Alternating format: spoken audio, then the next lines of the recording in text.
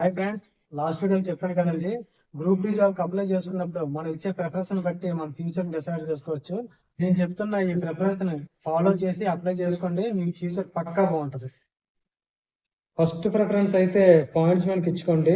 దాని next assistant TL and ఏసీకి, తర్వాత అసిస్టెంట్ లోకో షెడ్ ఎలక్ట్రికల్కి ఇచ్చుకోండి, తర్వాత అసిస్టెంట్ టిఆర్డి, తర్వాత assistant operations electrical, next assistant track machine, next assistant CNW, next assistant SNT, next assistant bridge, next track maintainer, last one assistant పీవే.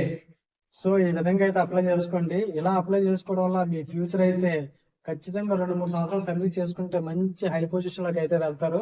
నేను చెప్తున్నానే కాదు, మీ friend సర్కిల్లో లేదంటే మీ family members ఎవరైనా ఉంటే ఒకసారి ఎంక్వైరీ చేసుకొని అప్పుడు అప్లై చేసుకోండి.